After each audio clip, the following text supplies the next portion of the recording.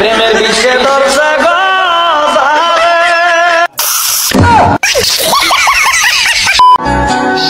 শুভকামনা রইল দাদা। আসলে ভালোবাসার কোনো বয়স মানে না।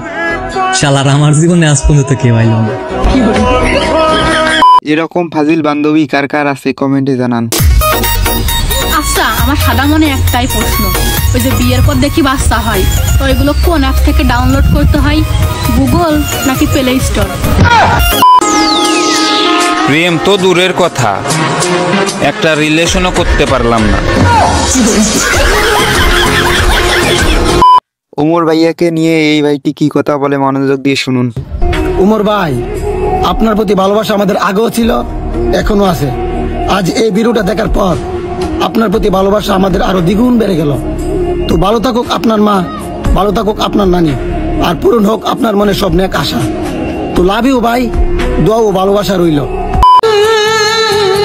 চিন্তা কইরো না, আর কখনোই তোমার জীবনে ফেরার চেষ্টা করব না, কারণ শেষ আঘাতটাই রুহু পর্যন্ত পৌঁছে গেছে।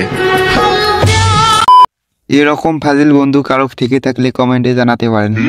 মোটা আমিও হইতাম যদি কোনো মেয়ে 3 বেলা ফোন করে বলতো বাবু খাইছো। আমি নারীতে না, আমি ইংরেজিতে দুর্বল। এটা আপনার কোন ফাজিল বান্ধবী হতে পারে তাকে মেনশন করুন।